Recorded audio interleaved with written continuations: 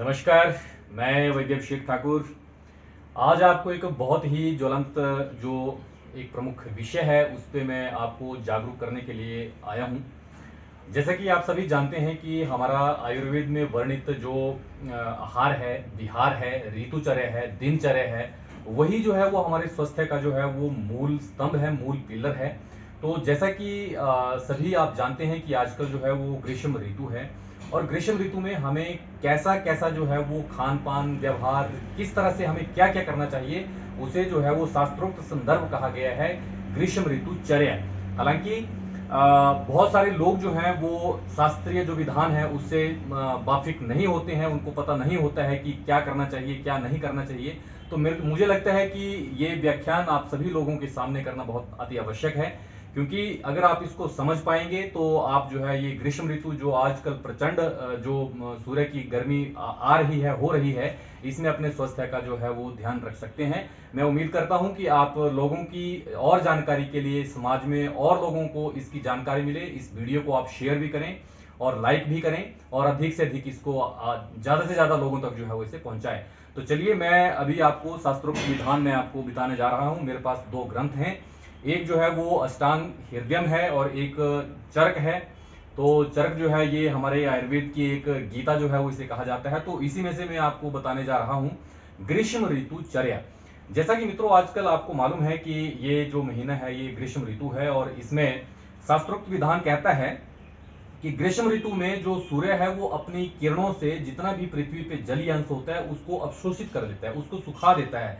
और वो कहते हैं कि स्नेहम अर्को अति तीक्ष्ण अंशु, इतना तीक्ष्ण जो है वो सूर्य की किरणें होती हैं कि उससे सारा का सारा जो जलीय अंश है, जितना स्नेह अंश है वो सारा जो है वो अवशोषित हो जाता है। तो शास्त्र कहता है कि इस ऋतु में आपको लवण, कटु और अम्ल रस पदार्थों का जो अभ्यास है वो कम से कम कर देना चाहिए। आपको व्यायाम भी बहुत कम से कम कर देना चाहिए। धूप का सेवन जो है वो इसमें आपको छोड़ देना चाहिए। जैसे धूप है तो धूप में आप बाहर जाते हैं तो वो भी आपको जो है वो छोड़ देना चाहिए। तो अगर हम बात करें कि इस ऋतु में हमें जो है वो इस प्रकार के जैसे लवण है, कटु है और अम्ल रस है, ये क्यों नहीं खाने चाहिए। तो इस ऋतु में जो है वो बेसिकली वात की जो है वो संचय होता है हमारे शरीर में, वात संचय होता है क्योंकि वातावरण में इतनी रुक्षता आ जाती है धूप की वजह से, जलीय अंश जो है सारा अवशोषित हो जाता है और जो स्नेह अंश है उसका भी अवशोषण हो जाता है। तो अगर आप ये खाएंगे, लवण ज्यादा खाएंगे, कटु आहार ज्यादा खाएंगे, अम्ल पदार्थ ज्यादा खाएंगे तो उससे जो है वो और रुक्षता बढ़ेगी और आपका वात का जो है वो ज्यादा से ज्यादा आपको उसमें संचय होगा। इसीलिए हमें जो है वो शास्त्रोक्त आज्ञा ये प्रदान की गई है कि ग्रीष्म ऋतु में दिन जो है वो बहुत लंबे होते हैं, रातें बहुत छोटी होती हैं। तो इसके दो कारण हैं कि अगर आप दिन में जो है वो सो जाते हैं कुछ देर के लिए तो उससे आपका जो वात जो संचय है उसमें भी थोड़ा सा कमी आती है। और केवल ग्रीष्म ऋतु ही एक ऐसी ऋतु है जिसमें दिन में सोने का विधान जो है वो शास्त्रों में भी लिखा गया है। तो इसमें जो है वो शास्त्र आगे कहते हैं कि इस ऋतु में मधुर आहारों का सेवन करें, मधुर आहारों का सेवन करें जो शीघ्र पच जाएं और जो घी तेल से बने हों, स्निग्ध पदार्थ हों, ऐसे आप भोजन का जो है वो ग्रहण करें। शीतल पेय जलों का जो है वो आप जो है वो ग्रहण करें। अब इसमें जो है वो एक वो है कि जैसे आप स्निग्ध पदार्थ हैं और ये घी तेल से बने हैं तो ये गुरु होते हैं।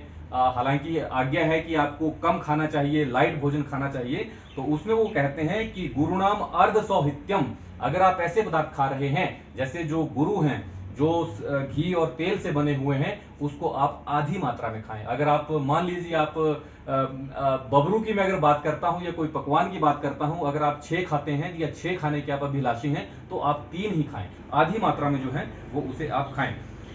बहुत ज्यादा इंपॉर्टेंट मैं इससे भी आगे आपको बताने जा रहा हूं, इस ऋतु में आप मद्यपान का जो सेवन है वो बिल्कुल भी ना करें। और अगर कोई ऐसा कोई व्यक्ति है जो मद्यपान का जो अभ्यासी है, जो अभ्यासत है, जो हैबिचुअल हो चुका है मद्यपान के लिए, वो कम मात्रा में लें और जो है वो पानी अधिक मात्रा में उसको मिला के जो है वो ले सकते हैं। इसके बाद जो है वो शास्त्रोक्त विधान इसमें लिखा गया है कि आपको जो है वो रात को ऐसी जगह पे सोना चाहिए जहां पे चंद्रमा की जो लाइट है वो पड़े, चांदनी जो है वो पड़े और शीतलता आपको प्रदान करे। छत पे जो है वो आपको सोना चाहिए। दिन में भी शास्त्रोक्त ये विधान लिखा गया है कि बहुत बड़े बड़े जो पेड़ होते हैं जिनकी छाया जो है वो अक्सर जमीन पर होती है, सूर्य की किरणों को जो है वो पीछे ही रोक लेते हैं, वैसी जगह पर आपको जो है वो दिन में भोजन ग्रहण करना चाहिए। दिन में आपको कुछ देर के लिए शयन करना चाहिए, आपको सो जाना चाहिए और आराम करना चाहिए। और आप प्रैक्टिकली भी आप देखेंगे कि अगर आप एक कमरे में बैठे हैं पंखे के नीचे और अगर आप किसी एक वृक्ष के छाया के नीचे बैठे हैं तो आपको बहुत बहुत मतलब डिफरेंस महसूस होगा। वहां पेड़ के नीचे की जो छाया है वहां पे आपको बहुत शीतलता जो है वो प्राप्त होगी। तो इसमें बाकी जो एक और इम्पोर्टेंट जो चीज है इसमें बताई है, शास्त्र ने बताई है कि ग्रीष्म काल में आपको और क्या करना चाहिए। मैथुनात मैथुनात विरो नरा, इस ऋतु में जो है वो प्राणियों को जो है वो मैथुन कर्म नहीं करना चाहिए, सेक्सुअल इंटरकोर्स जो है वो इस ऋतु में आपको अवॉइड करना चाहिए।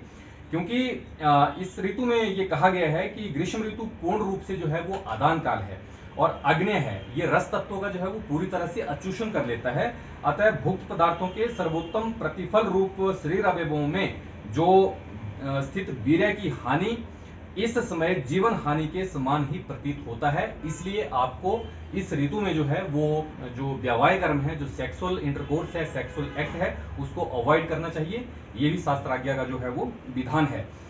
तो इसमें जो है वो ग्रीष्म ऋतु का जो सबसे महत्वपूर्ण है वो कहते हैं, हमारे आचार्य चर्क जी लिखते हैं कि ग्रस्ते रसान ग्रसु आदने तथा निदाद नितराम दह्यते अन्नम दह भस्मी करने, जो वनस्पतियों के तथा प्राणियों के रस का आहार करे उसे ग्रीष्म कहते हैं। अब समझे आप क्या है ग्रीष्म ऋतु, कितनी जो है वो एक तीक्ष्ण बहुत जो है वो है कि प्राणियों में जितना भी रस भाव होता है, एक जलीय अंश होता है, उसका अवशोषण कर लेती है। तो और इनके रस को अपनी उष्मा से जला डाले, वो ग्रीष्म ऋतु है। और हमारे जो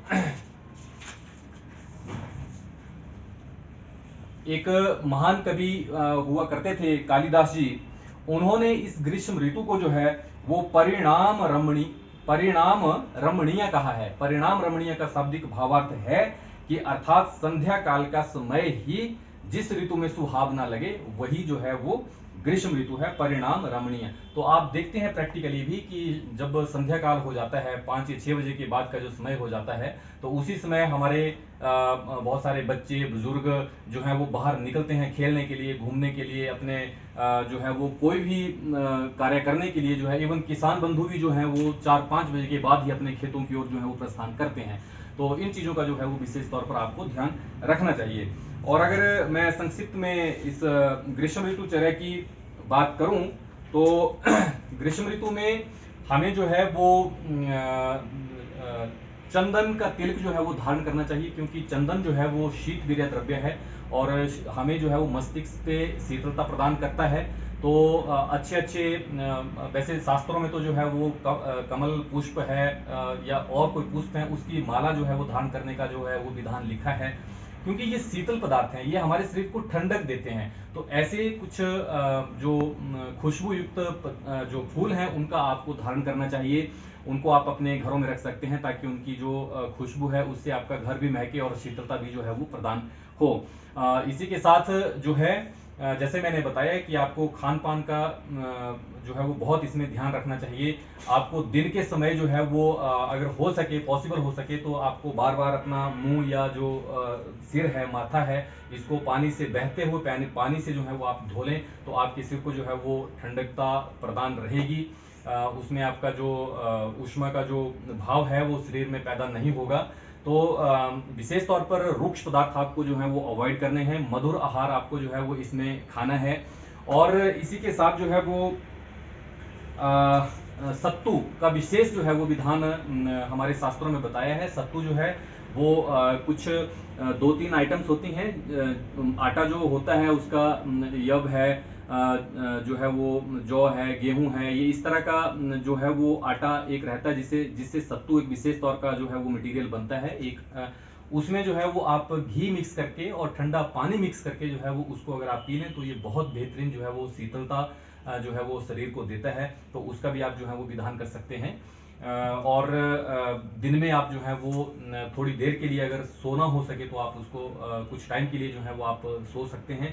तो इसी के साथ जो है वो आप भरपूर ध्यान रहे कि ग्रीष्म ऋतु में किसी भी तरीके से आपका वात संचय ना हो, क्योंकि अगर आपका वात जो है वो संचय होगा तो जितना अधिक आपका वात जो है वो इस ऋतु में संचय होगा तो इससे अगली जो ऋतु वर्षा है फिर उसमें उसका संचय प्रकोप होगा, उसमें उसका प्रकोप होगा और फिर उसमें जो है और अत्यधिक जितनी भी वायु जनित बीमारियां हैं वो होंगी। तो मैं उम्मीद करता हूं कि संक्षिप्त में मैंने आपको ग्रीष्म ऋतुचर्या के बारे में बताया और ग्रीष्म ऋतु में दिनचर्या आपको कैसे करनी है, रात्रिचर्या आपको कैसे करनी है, आपको जो वैवाहिक ब्रह्मचर्य इसमें है उसका पालन कैसे करना है, ये सारी चीजें मैंने विस्तार पूर्वक आपको बता दी। अगर आप इन चीजों का ध्यान रखेंगे तो आप स्वस्थता को प्राप्त होंगे और इसके विरुद्ध अगर आप कार्य करेंगे, जैसे कि आप डेली इस ऋतु में सेक्सुअल कोर्स में जो है वो इंडल्ज होंगे, या आप रुक्ष आहार विहार जो है वो करेंगे, या आप धूप में भी गर्म में उस क्षेत्र में जो है वो भाग दौड़ करेंगे, तो आप जो है वो निश्चित तौर पे बीमारियों के भागीदार होंगे। और इस ऋतु में जैसे कि पूरे वातावरण में जो भाव होता है वो गर्म होता है, तो हमें प्रत्येक मनुष्य को ये लगता है कि जैसे मैं ज्वर से पीड़ित हो गया हूँ कि मुझे बुखार आ गया है, वो अपने माथे को बार बार छुएगा, हाथों को पैरों को छुएगा कि गर्म प्रतीत हो रहे हैं, मुझे कहीं बुखार तो नहीं है। तो ये कुछ नहीं है, ये सिर्फ जो है वो बाह्य वातावरण और हमारे शारीरिक वातावरण का कोरिलेशन है। जैसे इन्वायरमेंट और एटमोस्फियर बाहर गर्म होगा, आपका शरीर पे भी वैसा ही उसका जो है वो प्रभाव पड़ेगा। तो इन चीजों का आप ध्यान रखें और ग्रीष्म ऋतु में जो है वो इन चीजों का आप पालन करें। और अधिक अगर आपको जानकारी चाहिए हो इस संदर्भ में तो आप मुझे भी दूरभाष पे संपर्क कर सकते हैं या किसी भी आयुर्वेद चिकित्सक को संपर्क कर सकते हैं। और मैं समझता हूं कि ये ग्रीष्म ऋतु का जो आहार चर्य है, विहार चर्य है, रात्रिचर्य है, ब्रह्मचर्य है, इसका आप अच्छे से पालन करेंगे और अपने स्वास्थ्य को प्राप्त रहेंगे। नमस्कार, जय भगवान धन्वंतरी, जय आयुर्वेद।